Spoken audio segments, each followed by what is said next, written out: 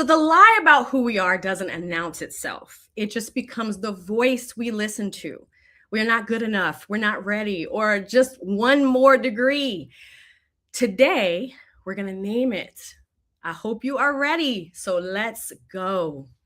It starts with Hey everybody, I'm your host, Sheryl Raphael Whitaker. It starts with Joy Live. Are you leading from joy? Joy-led leaders do not wait for perfect conditions. We create the conditions. I'm a protective strategist, not a deceiver. I'm calling my union rep. The squad is the jury, love, and they're ready for the truth. Your inner Beatrice, she's a bodyguard who never got the memo that the threat level changed. If we let that fearful protection run our life, you will spend your entire life preparing for a threat that is never coming. The next step requires one intentional, joy-led move. Failure reveals what you're made of more than Beatrice is willing to let you discover. You've been ready longer than you think. We are moving, and we do not wait for Beatrice to leave the room. We move with her. Our joy, our clarity, our sense of what matters and why this matters has to be louder. Every Wednesday morning squad, joy in motion, motion of the ocean. It's time. Let's dance.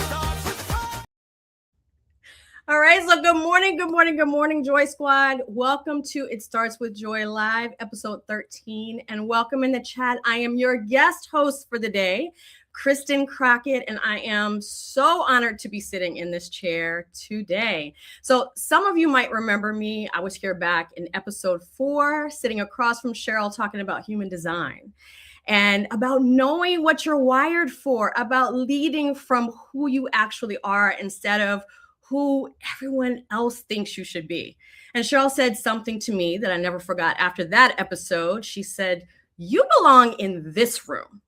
And today she handed me the keys to her seat as the host for the day. So let me tell you where Sheryl is. She's in Miami speaking at a major business expo right now. She's doing what she does, which is really bringing joy and light to a room full of leaders who definitely need it. And she asked me personally to hold this space for the Joy Squad, for you. So I want to thank you in advance for holding this space for me and also for my guest, Derek Canty, that you will meet later on. So today we are opening a brand new cycle 4, week 1, Joy Aware. And Joy Aware is about naming it, right? It is about looking at the thing that has been leading your life, the story, the belief, the voice in your head, and saying it out loud, because you cannot lead from joy until you name what has been leading you instead. And today's guest, he knows this better than almost anyone. Derek Canty is a father. Derek is a husband, a CEO, a coach who has spent nearly 3 decades developing leaders. And here's what makes Derek completely different. He has lived the very thing that we're going to talk about today, the not good enough lie, the one that doesn't go away when you experience success, the one that just morphs into something different. It's the one that shows up in a different costume every time that you think that you have beaten it. So Beatrice and Atlas are with Sheryl, of course, but there are some surprises coming from our Mornings in the Lab network family. We've got your cycle 4, week 1, joy shift homework, and our conversation today is going to help you name something that you have been carrying probably for years. So Joy Squad in the chat, let us know what city that you are watching us from, and network friends, good morning.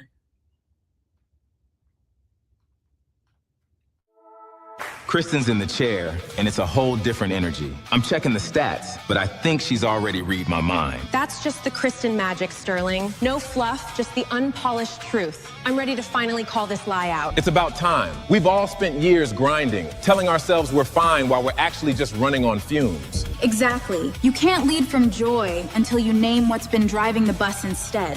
Let's get to it. The room's yours, Kristen. Tell the Joy Squad what it really means to be joy aware this week. Love it. And Joy Squad, welcome again. I want to talk about something I see every single day in my coaching practice.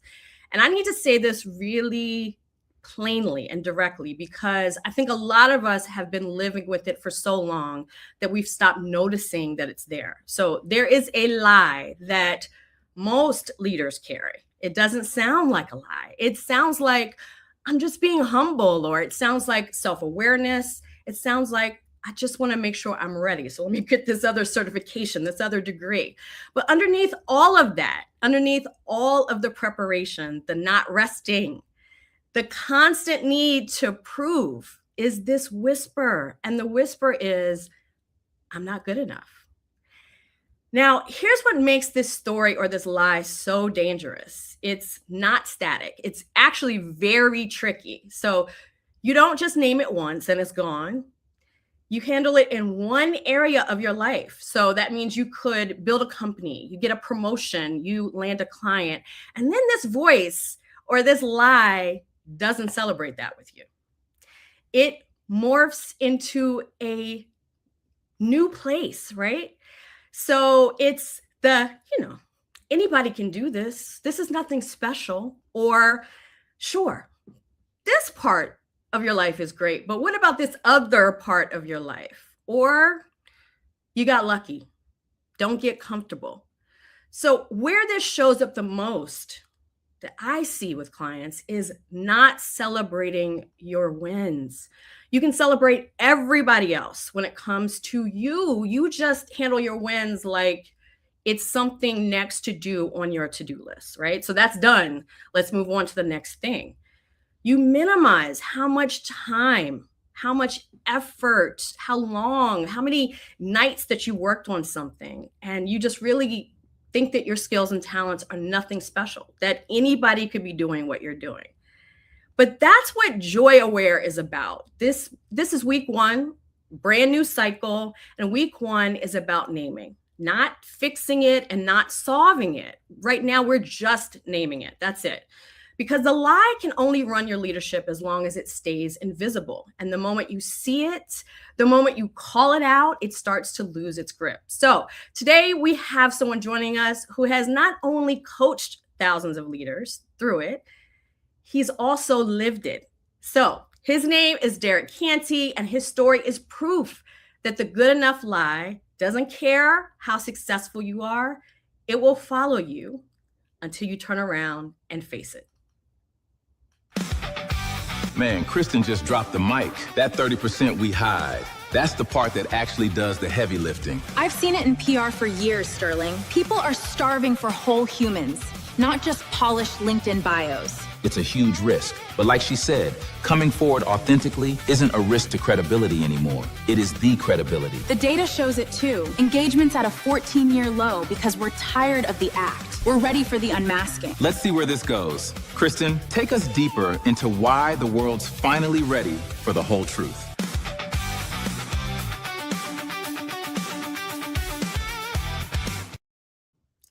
So here's the thing about the lie that we tell ourselves. For some people, it's the voice that says you're not enough. But there's another version of this lie that almost nobody names. And this is the one that runs the people who already know that they're gifted. They're not questioning their talents. The lie that says you're going to be the only one. The lie whispers, if they knew the full picture of how you actually see the world, the parts of you that don't fit neatly in a bio, they wouldn't embrace you anymore. So you build this version of yourself that's digestible to the room you want to be in. So you bring 60% of yourself into leadership spaces. And that may mean 70% on a good day, but the rest you're keeping private for specific clients, for close friends, the people who already get it and won't judge you. And it works. It works so well that you get hired on it, you get promoted, you get paid on it. But here's what nobody tells you about the building your career on the 70%. The 30% that we leave out is the part that's actually doing the work. And this is why I want to be transparent with you today, because today's episode is about me, but it's also about you. Because that's the version of the lie that I've carried for such a long time, that I'm going to be the only one. So I'm an executive coach. I'm a leadership and team dynamics expert. And I'm an intuitive. I'm a medium. I'm a healer. I'm a human design expert. I'm a people whisperer. And all of those same things are true at the same time. This is the very first time I'm talking about this publicly, of being a medium and being a healer. So for years, I walked into corporate rooms not talking about a huge part of who I am, right? So that medium part, the channeler, the intuitive, not because I'm not confident in those gifts, because I know that I am really incredible at all of those things. But the fear was that the leadership or the corporate world, like, what would they think of me if they knew all of me, if they knew this entire whole picture? Would I still have clients?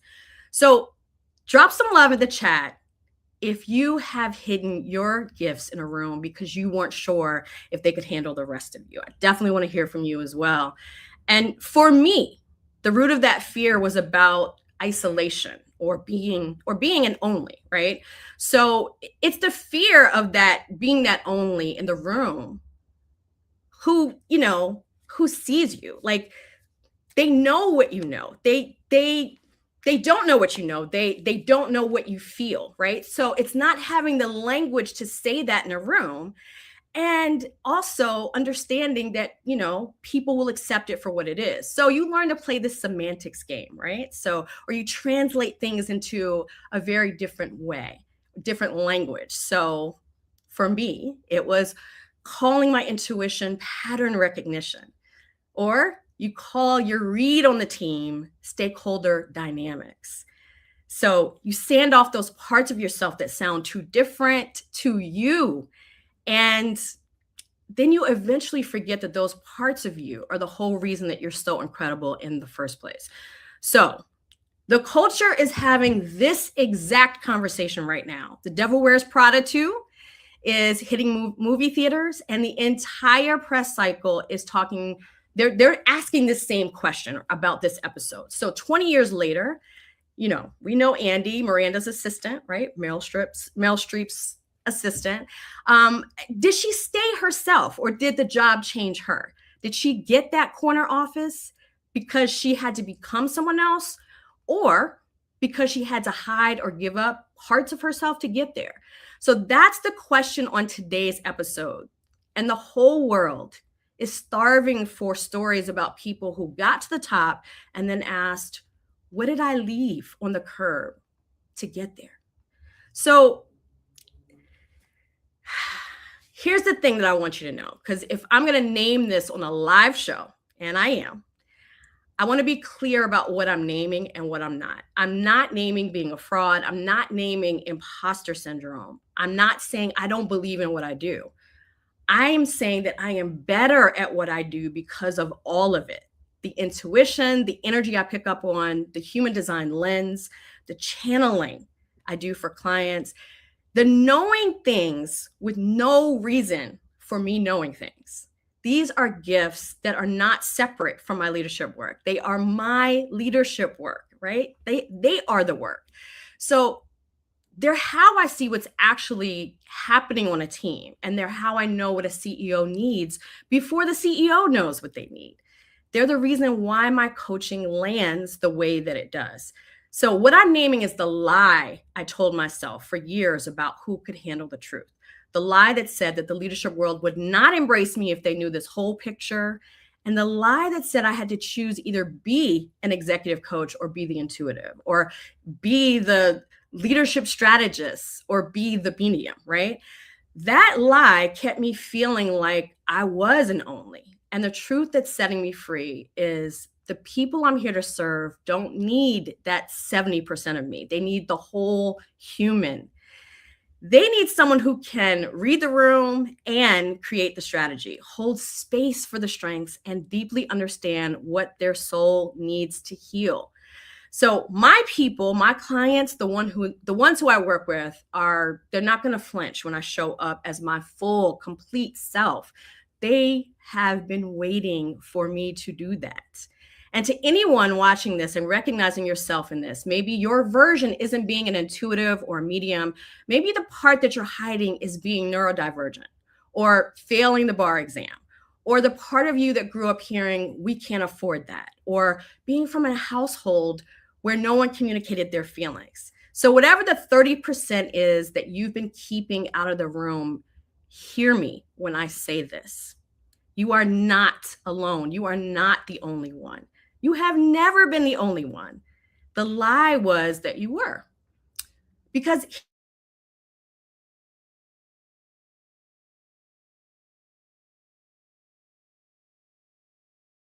is at a 14-year low. Employees can spot an inauthentic leader from a mile away. And the ones who do everything for others and because of others, we see this all the time. They're the ones that are burning out. So the most honest ones are being trusted. The people who get followed, or even on TikTok that have this huge following in 2026, aren't the ones with the cleanest bio. They're the ones who let the room see them. And the world is truly starving for whole human beings, right? Whole human beings in leadership seats. So coming forward authentically isn't a risk to credibility anymore. Let me say that again. Coming forward authentically isn't a risk to credibility anymore. It is the credibility. So here's where the unmasking happens for me today. I'm naming out loud for the first time on camera. I'm an executive coach and I'm an intuitive. I'm a leadership and team dynamics expert and I'm a medium. I work with human design. I use intuition as a tool. None of those things make me less than or alone. They allow me to bring even more to the table. And from this point forward, the version of me that you get here and everywhere else is this whole complete one. Because I know that so many people have been waiting for all of those parts to come together. So here's this part that connects to what we do on this show. When fear is leading, the lie that you're the only one makes you overfunction. So you bring the digestible version of you, that 70%, and you build a leadership identity on top of the lie instead of underneath the truth. And it works until it doesn't work anymore, right? So it got you this far, but maybe you realized, like me, that you're playing too small for your gifts. But when joy is leading, when you take that mask off, you name what you are, you stop apologizing for the way that you actually see the world, and you stop watering yourself down for those rooms that, let's just face it, like they weren't gonna ever get you anyway. So you find out that the rooms that are worth being in, they have been waiting for this whole you to show up. So this brings us to you. Number one, what's the 30% of you that you have been keeping out of the leadership room? The part that you only let your closest people or friends see. So name it for yourself, even if you can't name it out loud yet. I want you to name it for yourself. Number two, where did you learn that the whole you was too much for this room? So what's the voice or experience that told you that? And is that voice still running your career? Number three, if you brought 100% of yourself into the room, like the gifts, the uniqueness, all of it, what would your leadership look like? Who would you actually serve? And who would finally feel less than who would finally feel less alone because you open the door for them to walk through it? That's the thing we have to remember. Anytime that we are 100% ourselves, we are opening that door for other people to come through with us. So drop it in the chat. Tell me the part of you that you've been keeping out of the room. So let's prove it today that you are not the only one. So Joy Squad, go ahead and drop that in the chat. What's the part of you that you've been keeping out of the room? And speaking of not doing this alone, my guest today is Derek Canty, a coach, a mentor, and someone who has spent his entire career empowering others to move past the I'm not good enough lie. So Derek and I have been having this conversation for years off camera, and today we are having it right here in front of you. So Zola, let's introduce my friend and guest, Derek Canty. Leading isn't about what we see. It starts on the inside, built slowly over time. Today's guest spent years in corporate strategy at Xerox and P&G. Then he chose a different path. Joy Squad, we've got Derek in the house. He's a coach who knows the truth about leadership, and he's got something to share right now. He co-founded College Summit. This organization has reached 1.8 million students across the country. He even led President Clinton's first young adult symposium. Derek has shaped voices for decades. Winning Edge is the company he founded in Las Vegas. He spent 28 years helping leaders find their real selves. Our guest is here to name a specific lie. It's the story that says we aren't enough. Derek lives in Nevada as a husband and father. He stays humble as a lifelong learner. Kristen, you're holding the space so well while Sheryl's away. It's a joy to see you hosting. Joy Squad, this conversation asks us to quit the performance. We'll discover who we are when we finally decide we're enough. Derek, welcome to It Starts With Joy. Derek, welcome, welcome, welcome. To the Joy Squad. All right. So before we actually get started in our conversation, and mind you, Derek is one of the ones who for years has said, please come out as a medium, right? So this is a perfect conversation for him. But before we get started, we have a video that I would love. This is our hot take. I'd love your reaction to. So let's go ahead and play that. I wrote down a bunch of questions on index cards and been asking people to answer them in the street. Today, I'm going to pull one out and just answer it myself. What's a compliment that you have had a hard time accepting? Oof, all of them. But the one that I have a hard time accepting the most is about my work. You know, whenever people say, you're killing it, you're doing such a good job, I always tell myself at this point in my journey, I should have more users, more revenue, more reviews, more downloads. It's hard for me to feel like I'm doing enough. What about you? What's a compliment that you have a hard time accepting? So I love this. This is Pavel Martinez. He's the founder of the app Plural. So Derek, what do you think about that? Compliments. Let's talk about that. Is there a particular compliment for you that you have a hard time accepting, or at some point earlier in your career? I think I really resonate with what he's saying. Like for me, all compliments, especially early in my career, were just tough to embrace. And I think it was because I wasn't being always my authentic self. So when somebody would compliment me and say, "Oh man, you did a great job," kind of part of it was hard to accept, because a lot of times as human beings, we don't always say specifically what we're complimenting the person on, right? We kind of say, "Oh, you were great," or "You did a great job." And it's kind of like, oh, for me, that high achiever in me, that not good enough in me, felt I have to do more. That's what they were really saying. So I had to really retrain myself into still embracing compliments. But I think the biggest one was like when somebody would talk about what I would consider my superpower, they would compliment my vulnerability. That was really hard for me to embrace. So tell me more. So what was it about that complimenting your vulnerability? What was that? What bothered you?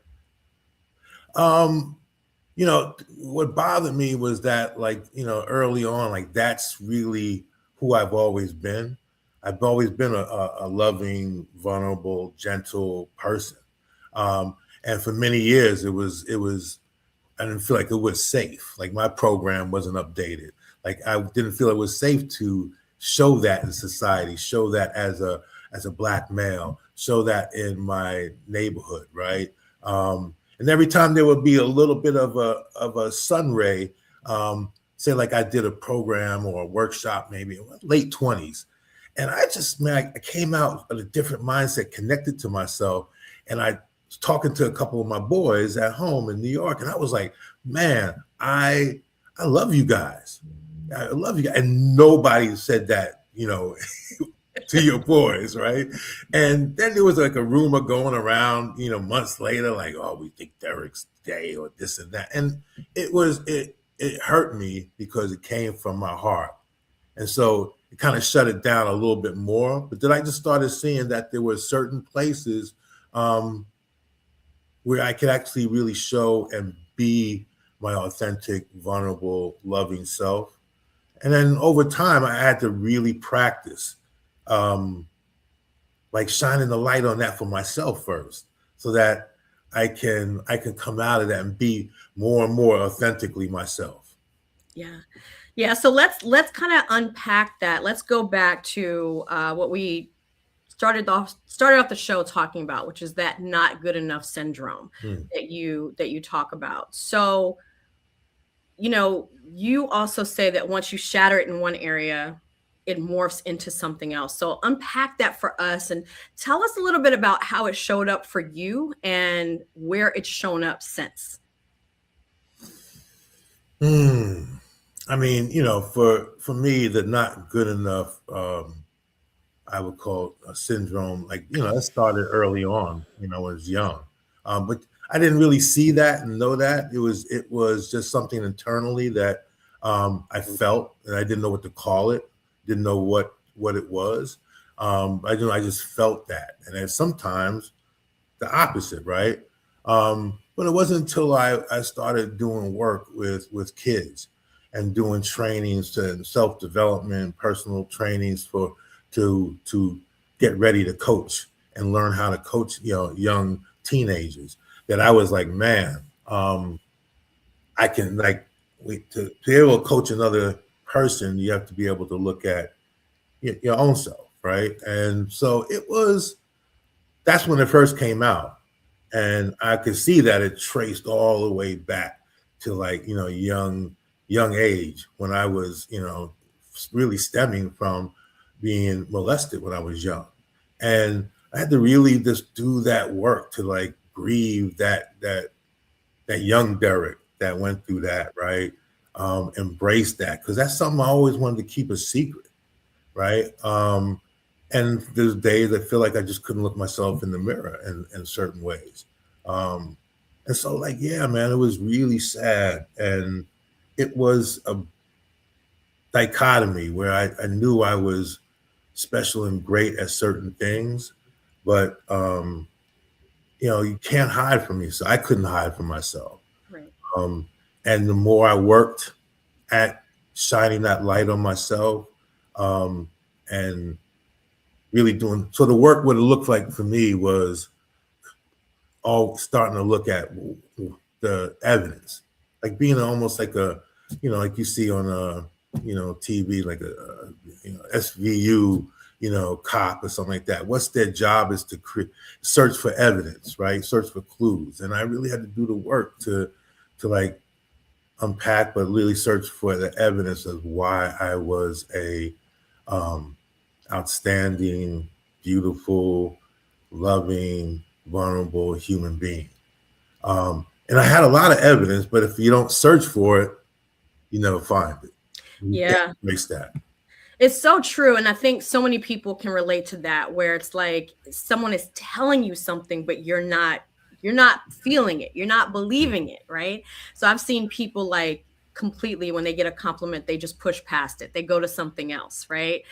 They act like it didn't even exist, or it makes them really nervous and uncomfortable, almost like someone is singing happy birthday to you with 25 people around, right?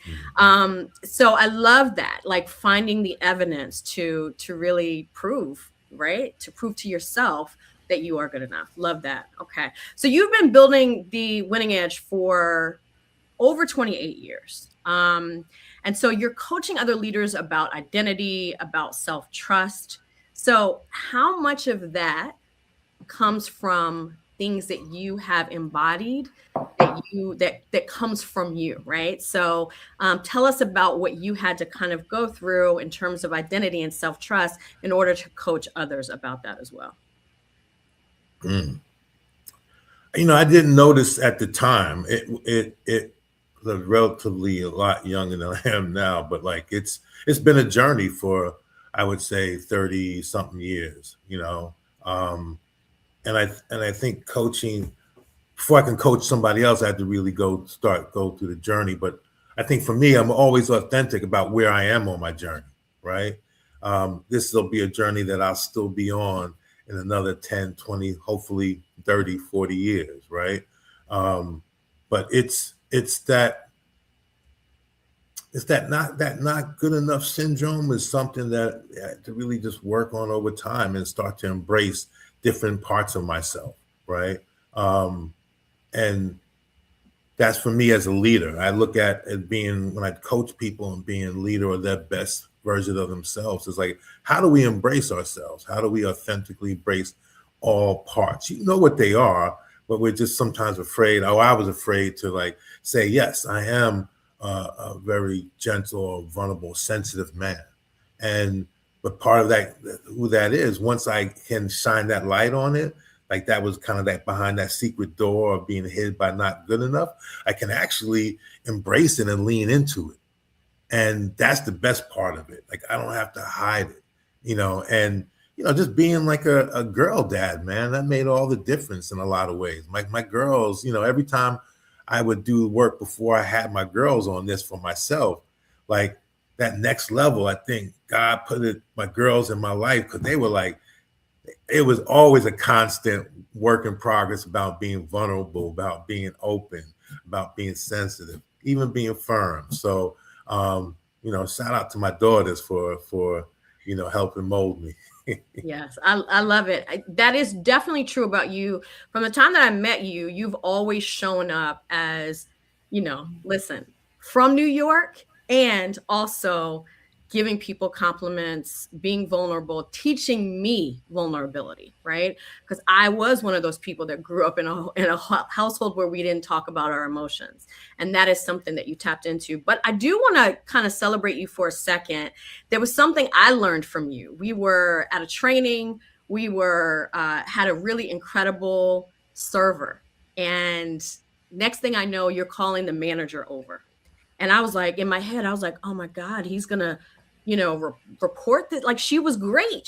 And so then the next thing you do with the manager and the server there is you're like, hey, I just wanted to let you know she was incredible today. Right. So I think for you, I learned how to celebrate people in moments when, they deserve celebration. So talk a little bit about that as well. That's seeing the full self in another way through celebrating others.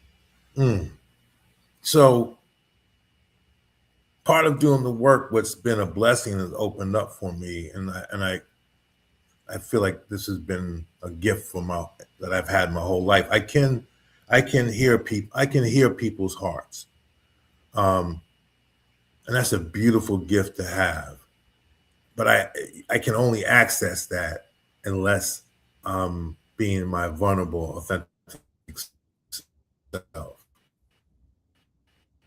I can only be vulnerable, right? Unless I'm leaning in past that fear. And so, yeah, like that's for me that's what the tough part was. It was like consistently leaning into that fear, consistently leaning in to, that inauthenticity, right? Like, how do I push past that fear? And so, yeah, like for me, it's being able to see people. I wanted to always be able to appreciate and acknowledge people. I think that's a lost gift that we have as human beings. How do you go to the post office or go to a 7-Eleven and be open to seeing and thanking a person for, what they did? Hey, man, thank you, man. You know what? Thank you for saying good morning to me. You were the first person. I've been up for 2 hours and you're the first person to say good morning to me. That made me feel really seen and good. And the person will kind of be like, huh? Because we're not used to acknowledging and appreciating other human beings. Not at all. We feel like, and we want to use the excuse that, oh, I only do that to my family or people I know. Well, we really don't do that much to our family and the people we know. How do we go in and say, hey, wife, Dawn, I love you. And I love you because I love the loving way that you made my meal last night.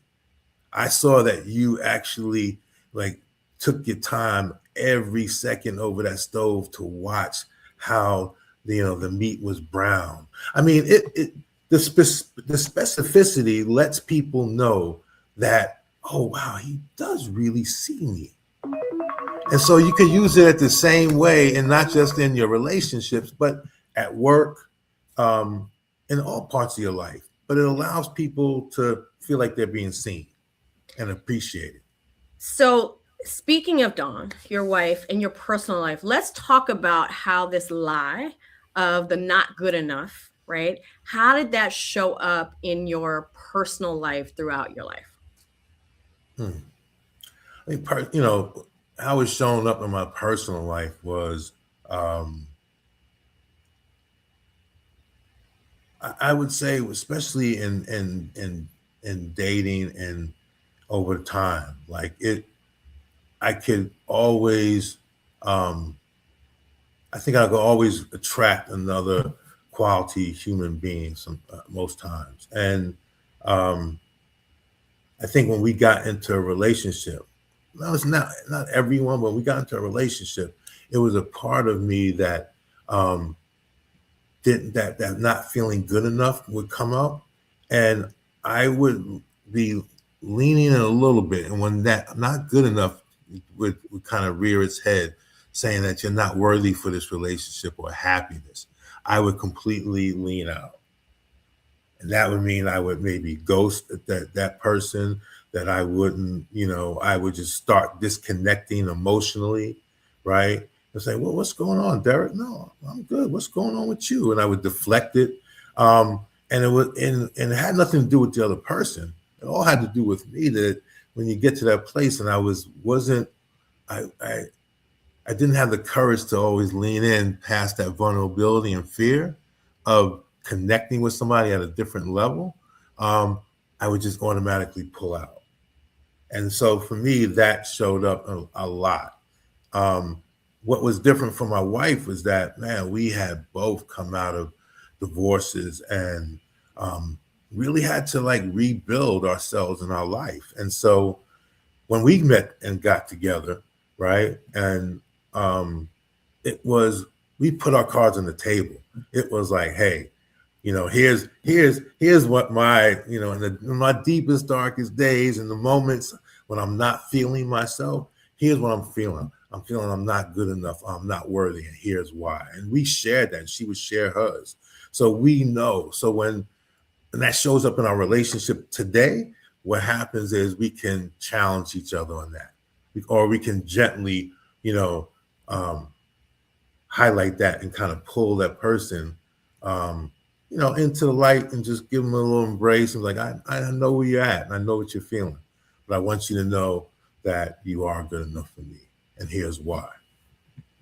Love that. Love that. So thank you to everybody in the chat. Keep it coming. We see all of these incredible comments. Love it. Marlene says, we human beings are remarkably similar, but we keep our demons in the closet. Absolutely. Right. So let's talk a little bit about, so here's a question. Oh, sorry. How can leaders create an environment where they unmask and show their full, authentic selves? Okay. So that is the question. So Derek, what would be your response to that? So you did it with vulnerability. Did it with vulnerability. I think when you're talking around working with your team, we always would definitely create, what's our kind of our team, ethos around how are we gonna participate or be with each other, right? And a lot of times people want to say, yeah, I want to be authentic. I want to be straightforward. And the one thing that I always do with teams when I'm leading them or training them, I'm going to be authentic. And a lot of times I'm going to show and tell what my mistakes have been, right? There are times we're so driven at being a perfect culture, perfect people in a perfect culture.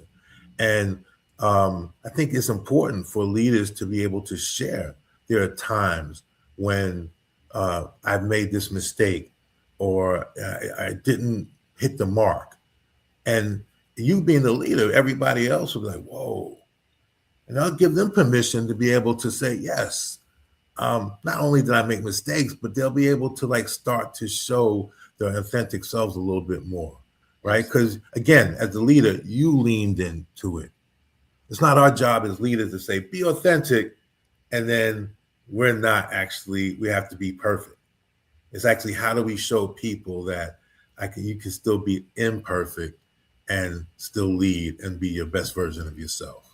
Absolutely. And I think, when we look at, I can think of my parents where it came to a point where I never really heard either of them apologize up until a point where my dad started apologizing for things a lot.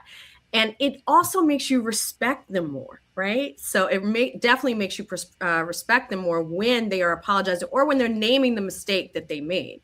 I saw that Kima just said perfectionism is my struggle. One thing I always like to share is that perfectionism and creativity, they're polar opposites, right? The more perfect you are, the less you can create, because the founder, the creator of the Super Soaker, that was created by a mistake. He was working on a refrigeration unit and something shot across the room, right? So we do definitely, to your point, have to model making mistakes and being accountable for them and not being perfect, right? All right, so let's kind of talk a little bit, Derek, about right now you are deconstructing the grind, right? And after your mom's death, it's really looking at when you're running your life with joy versus the grind. So tell me about the realization and tell me about how you are actually doing that, deconstructing the grind. Yeah, I mean, it, like Kristen, like you said, like, just, I think being like really authentic and being honest with myself was part of it. We have gone through a lot of different things personally at home, and Dawn losing her stepfather, and last year, and then me losing my mom's, and really caring for them, for a couple of years before that. We we ended up kind of crashing to a level, and that was good, because out of that I can kind of come out of the ashes and be willing to deconstruct.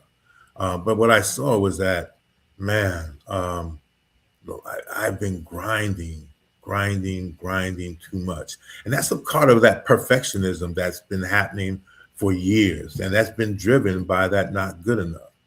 Right? I want to be enough. I want to be good enough. And that's driven by that. That then drives the perfectionism. And then that drives the lack of grace for yourself and for myself, and making mistakes or feeling like, okay, I only got that 98, but I'm gonna get that 99, 100 next time. It's giving that grace to myself, sitting back saying, hey, you know what is it that I want? What will make me happy? Even spending which a coach of mine said, I want you to spend 5 minutes in nature and don't do anything else. Just be in nature for 5 minutes. That was the hardest thing I'm doing currently, because it's not even about sitting there. It's just carving out 5 minutes for myself just to sit, listen, and be in nature. Because I've always been doing it for somebody else. That's where I kind of got the juice from. That was my juice. I would do for others, and I do love doing for other people that I love, and people I even don't know sometimes.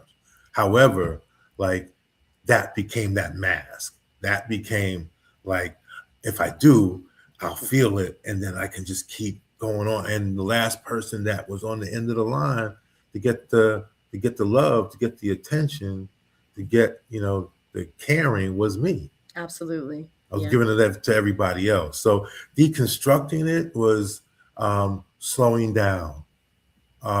It was being more intentional about, how I start my mornings, how I start my day, with maybe some gratitude, with some breathing,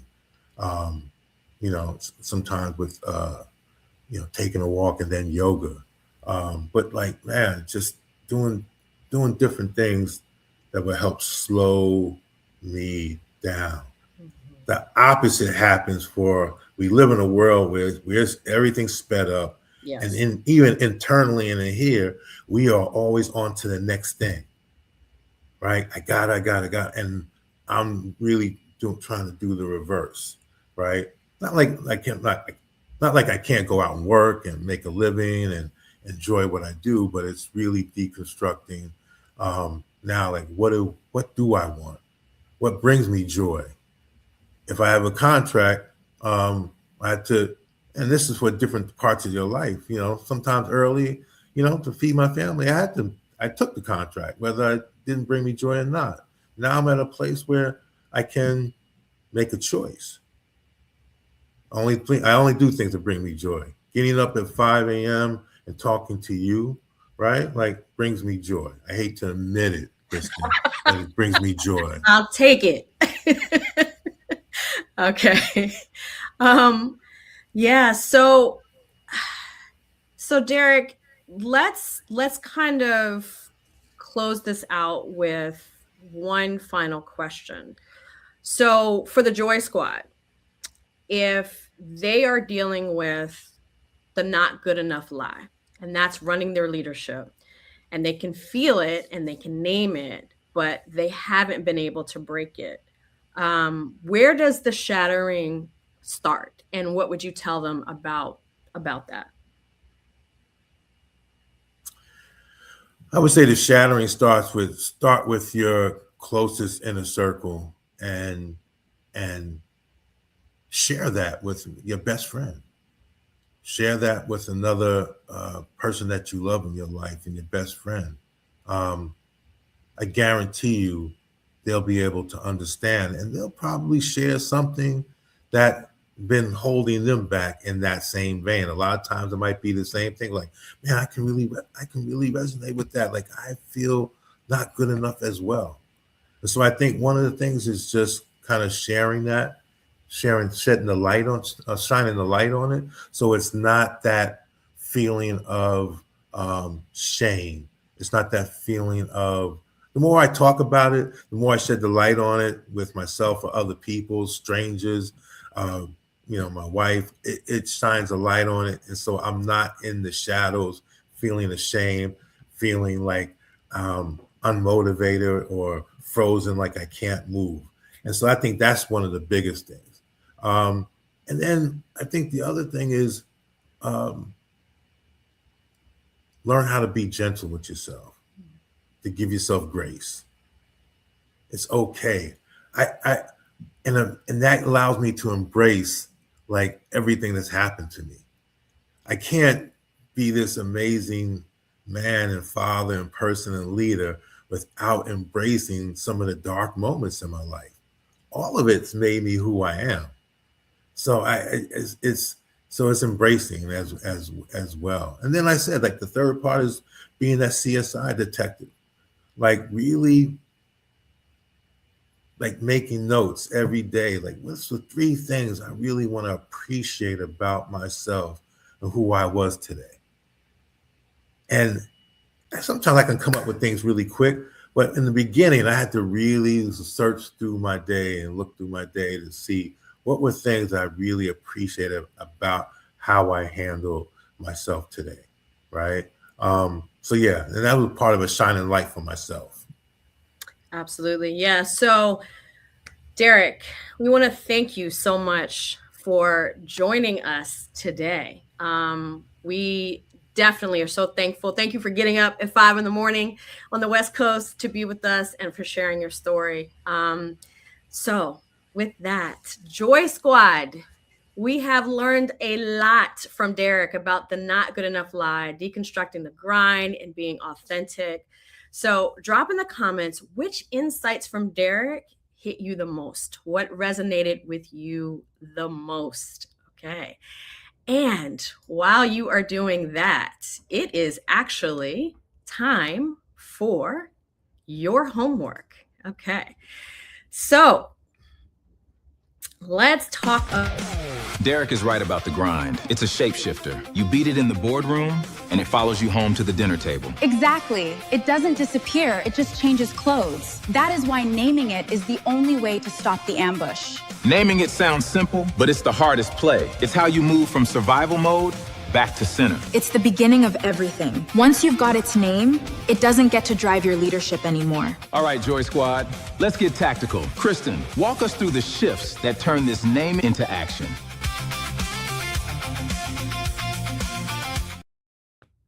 All right, Joy Squad, this is your homework. So week 1, cycle 4, Joy Aware. We are at the very beginning, and beginnings are all about the naming. So you can't lead from joy until you name what has been leading you instead. So we're going to talk about that. So this week's joy shift, naming the lie.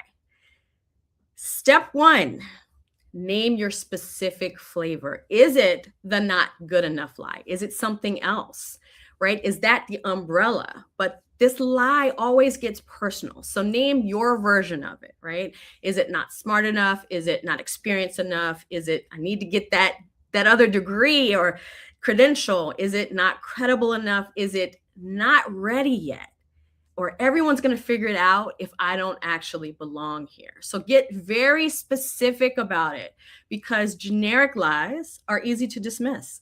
And the specific ones are the ones that have been running your leadership. So write it down, say it out loud, give this lie a name, right? Give it a name. What's their name? Because unnamed things have unlimited power, okay? Step 2, let's track the morph. So how is it shifting and changing in one area of your life, right? So the not good enough lie is a shapeshifter. You beat it in one place and then it moves, right? So let's track it. Where did it start? What experience led to it? And where has it shown up since? So maybe it started as not smart enough early in school, morphed into not connected enough when you tried to build your network. Maybe it was not experienced enough at the beginning of your career and then became not visionary enough, right? Not creative enough. So after you made it to the top, we create this other lie that we have for ourselves. Every time that we move up, we create a different lie. So follow the trail, and the trail, let's look at the fact that this lie has a history. And when you can see the whole timeline, it loses the power to ambush you and to sneak up on you when you least expect it. Okay. All right. So we also have one more. We have, give me 1 second. Lost my place, but let's kind of go back. All right. So we've got the name your specific flavor, track the morph, and then we've got the naming practice. Okay. So this one is pretty simple, and it's really about everything. So next time it shows up, don't argue with it. Just sit with it. Okay. Don't try to logic your way out of it, and just say, this is the lie. I see you. Right. Okay. So it's not, so this is really about, just like I said, sitting with it. Right. Not you're wrong, not shut up, but just not a performance of confidence that you don't feel. Just, I see you. Just let it hit you. I see you. I know what you are, and I'm not letting you drive. That's what this is about, not letting the lie drive. The goal of Joy Aware isn't to eliminate the lie. It's to stop being thrown off by it, to stop being ambushed by it. So it's to put your hand up and say, I see you. I know your name. And knowing your name means that you no longer let that particular lie run things for you. Okay. So that's Joy Aware. That's your homework. So go to It Starts With Joy.live and tell us, what is your specific version of I'm not good enough? And where has it morphed for you? Go ahead and drop it in the Joy Squad community, because you're not the one who's carrying this alone, right? We know that so many of us are carrying lies as well. So saying it out loud in a room full of people who understand, who are also going through this is the beginning of everything. Okay. So with that, we want to definitely thank Derek for being with us. Thank you all for being with us. Thank you. And remember your homework. Okay. So you've got one.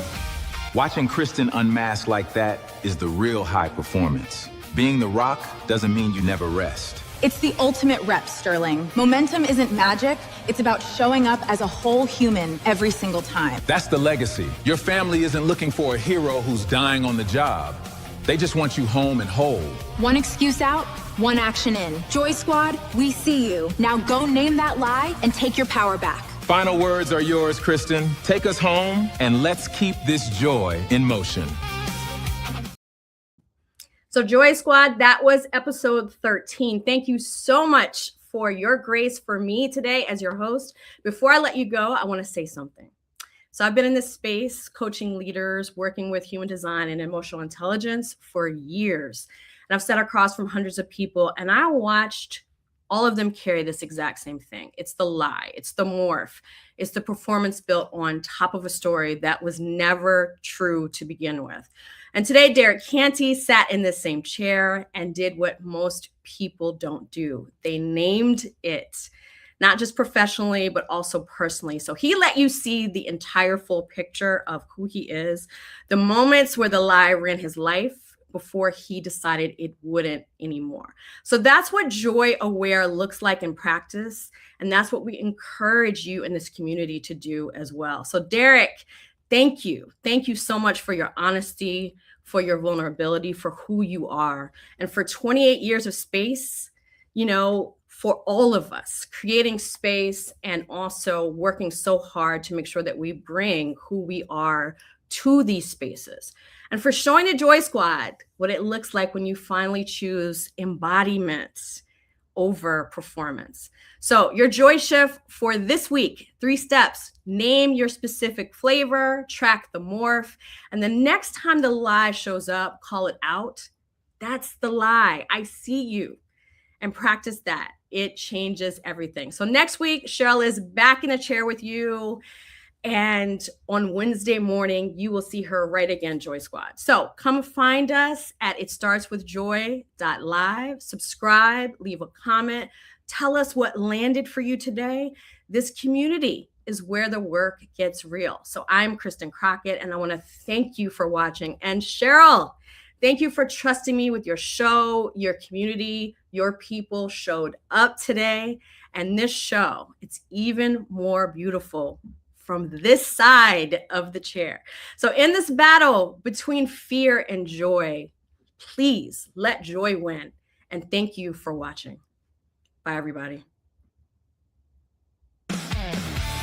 Kristen's intuition is no joke. I'm usually the one framing the room, but she had me pegged before I even sat down. Tell me about it. I'm over here checking reps, and she's out there naming lies I didn't even know I was carrying. She honors the story behind the bio. That's the Crockett way. It's been beautiful watching you two hold this heart space. I hope Beatrice isn't giving Sheryl and Atlas too much of a hard time over in Miami. All I know is Sheryl might have a hard time getting her keys back from Kristen after this one. What a fun morning. Loved it. Let's get back to the lab, Maya, and Joy Squad. Until next time, keep dancing.